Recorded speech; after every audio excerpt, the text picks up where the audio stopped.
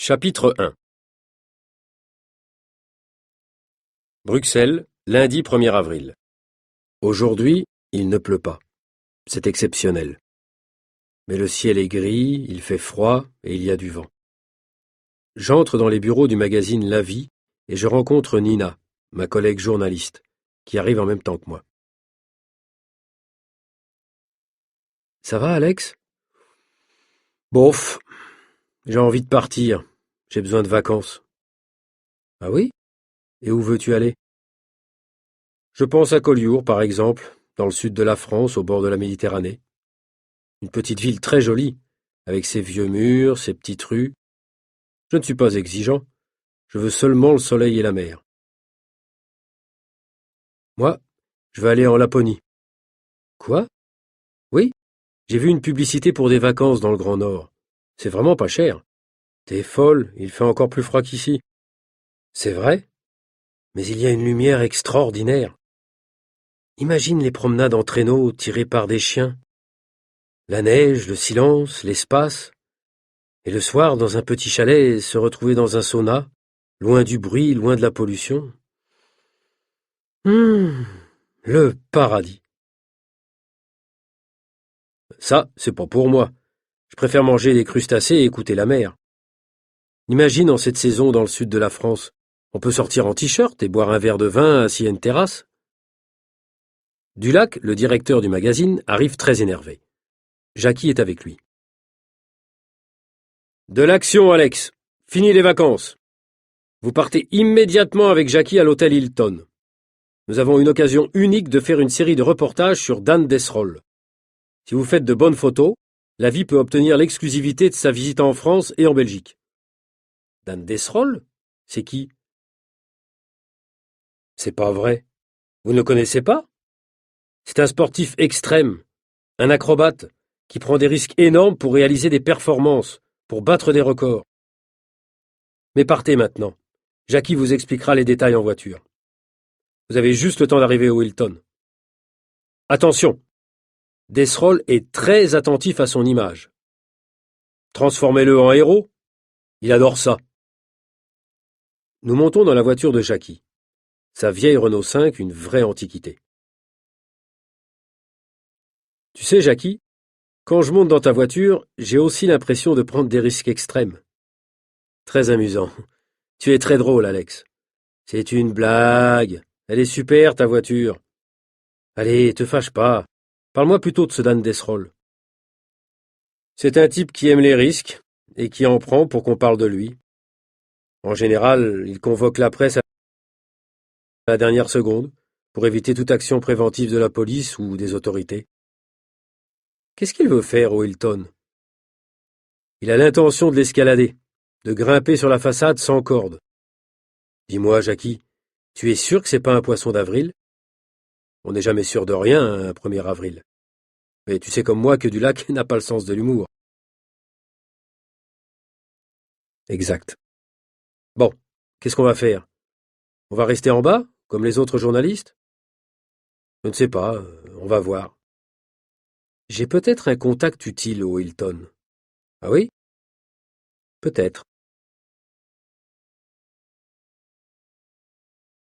Chapitre 2. Nous garons la voiture tout près du Hilton, avenue de la Toison d'Or. On peut pas se garer ici, Jackie, c'est interdit. Et alors, avec notre carte de presse visible, tu sais qu'on ne risque pas d'amende? T'inquiète pas, Alex. Et vite, il ne faut pas manquer la tentative de Desrolles. Quand nous arrivons, Dan Desrolles a déjà commencé à escalader l'immeuble. Il est au niveau du 5e étage et il monte avec une apparente facilité. Il y a plusieurs voitures de police et plusieurs ambulances.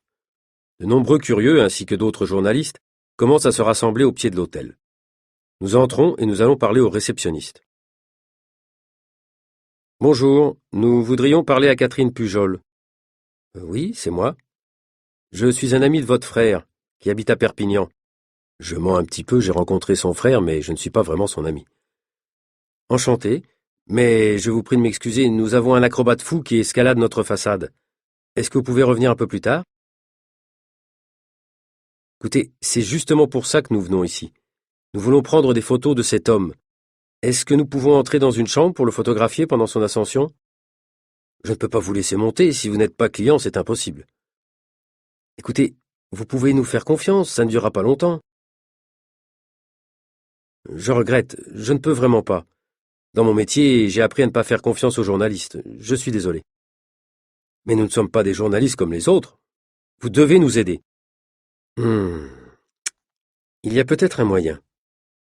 Vous me payez une chambre, vous montez, vous prenez les photos que vous voulez, et puis vous descendez et vous annulez ensuite l'opération le plus vite possible. Et ceci doit rester un secret entre nous, bien sûr. Vous êtes formidable, Catherine, dit Jackie. La jeune responsable de la réception rougit. Elle n'a pas l'habitude qu'un client ou un visiteur l'appelle par son prénom. Mais Jackie ne peut s'empêcher de draguer. Nous prenons une chambre que nous payons avec ma carte bleue. Heureusement que je vais annuler la transaction juste après, parce que mon compte en banque va faire une chute dans la zone rouge. En bas de l'hôtel, les pompiers sont arrivés aussi. Mais trop tard pour attraper Dan Desrolles. Il est déjà trop haut. Nous montons rapidement au 20e étage en ascenseur. Cette chambre, c'est juste ce qu'il nous faut. Jackie peut prendre une série de photos spectaculaires. Dan Desrolles est très habile, très souple, mais il prend des risques énormes parce qu'il fait froid et qu'il y a beaucoup de vent. Je ne voudrais pas être à sa place. Il doit s'accrocher à de minuscules surfaces. À la moitié de son ascension, son pied perd le contact avec la fine barre métallique sur laquelle il s'appuie. On entend un cri dans le public. Certains spectateurs tournent la tête pour ne pas voir la chute. Mais heureusement, il retrouve sa position antérieure, fait une petite pause et continue son ascension. En 10 minutes, notre série de photos est terminée. Nous descendons alors pour demander le remboursement de la chambre et nous attendons Desrolles au pied de l'hôtel, comme tout le monde. Une demi-heure plus tard, Dan descend. Il est poliment arrêté par les gendarmes. Chapitre 3. Qu'est-ce qu'il risque? T'as une idée, Jackie? Ils ne vont pas le mettre en prison, il risque seulement une amende. Il le sait, il a l'habitude. Pourquoi est-ce que les médias s'intéressent tellement à ce Dan Desrolles? Parce qu'il est capable de réaliser des exploits dans des domaines très différents. D'habitude, chacun se spécialise. Il y a des gens qui escaladent des gratte-ciel, des gens qui sautent du haut des montagnes, des gens qui traversent des océans à la nage. Mais Dan, lui, il peut tout faire. Du parapente, du vol en chute libre, du base jump, du saut à ski, et ce sont seulement quelques exemples. Et toi, tu t'intéresses vraiment à ce genre de performance? Comme beaucoup de gens. Dan Desrolles, il est américain? Canadien, du Québec. Il est jeune, il a 25 ans. Depuis quelques années, il accumule les exploits sportifs. Une fois, il a sauté d'un avion sans parachute. Il a attendu qu'un autre parachutiste lui apporte un parachute. Celui-ci s'est ouvert à 400 mètres d'altitude. Juste à temps, parce que plus bas, le parachute n'a pas le temps de s'ouvrir. Quoi d'autre? Attends, ah oui, il a aussi sauté d'un pont dans une rivière avec son VTT, d'une hauteur de 20 mètres. Pas mal, non? C'est un fou. Peut-être, mais il offre des sensations fortes au public, et le public aime ça. Chapitre 4. Mercredi 10 avril. Réunion au bureau de la vie. Dulac a l'air en pleine forme. Mélanie, voulez-vous, s'il vous plaît, commander 5 pizzas à Pizzicati? Nina, Jackie, Alex, qu'est-ce que vous aimez comme pizza? Apportez-nous aussi du café, Mélanie, d'accord? Vous prenez du sucre, du lait? Qu'est-ce qui se passe? Pourquoi est-ce que le chef est si gentil tout à coup? Vos photos sont fantastiques, continue Dulac. J'ai parlé à Dan Desrolles. Il les trouve tellement bonnes qu'il nous propose l'exclusivité de ses exploits ce mois-ci. Ce mois-ci? Pourquoi seulement en avril? Dan Desrolles veut réussir une série d'exploits pendant une courte période. C'est un défi. Il veut qu'une équipe de journalistes l'accompagne. Et il choisit la vie, grâce à nos 200 000 lecteurs et surtout grâce à la qualité de vos photos. Félicitations! Je ne sais pas si je suis content de ce compliment. Je ne suis pas spécialement enthousiaste à l'idée d'accompagner ce provocateur dans toutes ses tentatives extrêmes. Je n'aime pas trop ces gens qui sont prêts à tout pour qu'on parle d'eux. Nina, Jackie et vous, Alex, je vous charge de ces reportages. C'est une priorité absolue pour le magazine. Voilà comment ça va se passer, continue Dulac. Desrolles veut surprendre, il veut réaliser des exploits en garantissant la surprise. Vous devez être prêt à partir immédiatement si nécessaire. Et comment est-ce que nous saurons où il est? Nous serons les premiers informés. Il va d'abord nous envoyer un courriel expliquant son projet. Ensuite, il convoquera les autres journaux et magazines, mais le plus tard possible, pour ne pas laisser le temps aux autorités de faire obstacle à ses performances. Ça signifie que vous devez garder le secret. Il insiste. C'est curieux cette attitude. Pour moi, les sports extrêmes, c'est pour les gens qui veulent être seuls, loin de la civilisation, loin du bruit. Tu as raison, Alex, dit Jackie. C'était comme ça avant, ces acrobates étaient des solitaires. Mais il y a une nouvelle tendance depuis plusieurs années. Des gens qui ne recherchent pas la beauté du geste, mais un exploit, un événement. C'est une nouvelle culture, la culture de la sensation. Ils veulent exister pour le public. Qui sait? Peut-être qu'ils veulent mourir jeunes, intervient Nina. Et toi, Nina, tu es sûre que le kickboxing est un sport sans risque pour ta santé? Nina ne me répond pas. Je déteste le kickboxing et je lui répète que c'est dangereux. Mais elle ne me croit pas. Chapitre 5. Dimanche 14 avril. Hier, nous avons reçu le premier courriel de Desrolles. Demain, le 14 avril, je vais battre le record de vitesse de trottinette sur neige. Je veux dépasser le record qui est de 145 km/h. Rendez-vous à Val d'Isère, je vous attends à l'hôtel Edelweiss.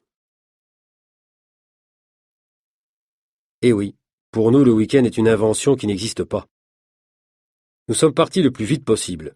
Mais comme Jackie a une otite et qu'il ne supporte pas les avions quand il a mal aux oreilles, nous avons fait le voyage en train de nuit.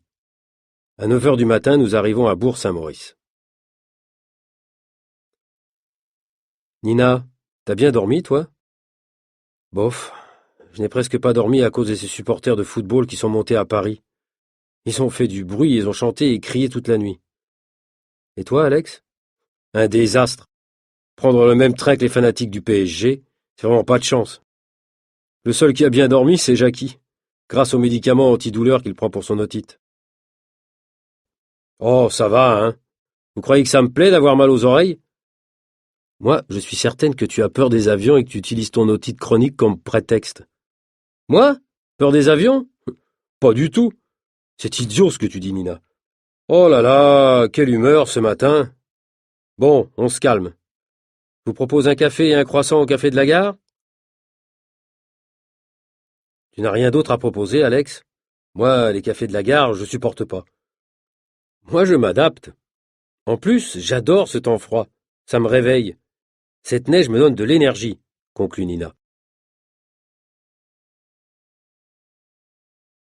Chapitre 6. À l'hôtel Edelweiss. Nous sortons du taxi qui nous a amenés à Val d'Isère et nous entrons dans l'hôtel. Bonjour, nous avons rendez-vous avec Dan Desrolles. Vous pouvez l'appeler, s'il vous plaît? Attendez, je regarde sur mes listes. Désolé, monsieur, pour le moment, je ne vois personne qui porte ce nom-là. Mais ce n'est pas possible. Regardez, vérifiez, s'il vous plaît. Nous venons de Bruxelles pour le rencontrer. Est-ce que je peux savoir qui vous êtes? Nous sommes 3 journalistes de la vie. Ah, alors j'ai un message pour vous. Un client m'a annoncé votre visite, mais il ne s'appelle pas Dan Desrolles. À ce moment, Dan arrive dans le hall et vient vers nous. Vous nous avez fait peur, monsieur Desrolles. On a pensé que ce n'était pas votre hôtel. Il nous attire un peu plus loin et nous parle de manière confidentielle. Pardonnez-moi, je n'ai pas donné ma véritable identité. Pourquoi? J'ai des ennemis. Je dois être prudent. Des ennemis? Pourquoi? Demande Nina.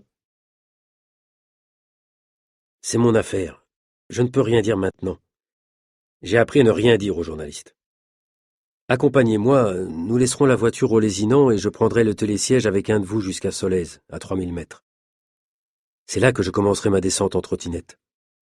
Nous avons réservé une piste qui n'est pas utilisée par les skieurs. Tout est déjà prêt. J'ai un ami qui attend là-haut et qui m'aide pour toutes les questions techniques. Chapitre 7. Je commence tout de suite à l'interviewer. Monsieur Desrolles, vous allez tenter de battre un record de vitesse, d'accord, mais en trottinette. La trottinette, ce n'est pas pour les enfants? Appelez-moi Dan, je préfère. La trottinette que je vais utiliser est construite avec des matériaux ultra légers. De plus, il faut un sens de l'équilibre très développé pour descendre une pente à 145 km/h sur une trottinette. Non, ce n'est pas pour les enfants. Pourquoi est-ce que vous avez choisi Val d'Isère pour votre tentative de record? Parce que c'est un lieu mythique pour le sport en général? Le Tour de France, les Jeux Olympiques d'hiver? Non, c'est simplement parce que le lieu me plaît. Pour répondre complètement à votre question, le sport ne m'intéresse pas. Dans le sport, on est dirigé, il y a des règles. Moi, ce que j'aime, c'est le plaisir. Le danger, c'est un plaisir? Oui. Plus le risque est grand, plus il y a d'adrénaline, et j'adore ça. Est-ce que vous trouvez que notre société est trop confortable? Oui. Trop de sécurité et trop de confort, ce n'est pas pour moi. J'ai besoin de prendre des risques, de mettre ma vie en jeu. Chapitre 8. Le Lézinan, près de Val d'Isère. Dan Desrolles nous quitte pour monter à Solèze, le lieu de départ, à plus de 1000 mètres au-dessus de Val d'Isère. On reste en contact permanent grâce à nos téléphones portables. Jackie est avec lui là-haut pour photographier le départ. Nina est en bas avec moi. Elle sélectionne les meilleurs angles pour prendre les photos à l'arrivée. Tout à coup, elle me fait signe. Alex, regarde là-bas à environ 100 mètres. Tu vois ces deux silhouettes? C'est bizarre, non? Ces deux types dans le bois. J'ai l'impression qu'ils nous observent. Ils sont arrivés en même temps que nous. Ce sont probablement des vacanciers. Ou d'autres journalistes. Desrolles nous informe qu'il est prêt à se lancer. Nous fixons toute notre attention sur la piste. Au moment où les voitures de la presse arrivent, je me lance. Je ne veux surtout pas que quelqu'un m'empêche de descendre, dit-il. Les voitures arrivent. Les photographes ont juste le temps de sortir leurs appareils photo et Dan Desrolles se lance sur la piste. Quelques secondes plus tard, on le voit passer à toute vitesse. Nina et Jackie sont parfaitement placés pour photographier l'exploit. C'est gagné pour Dan. Il a battu le record. 150 km/h. C'est gagné pour nous également. Ces photos-là, combinées aux photos prises à l'hôtel et à l'interview, tout ça va faire un super reportage.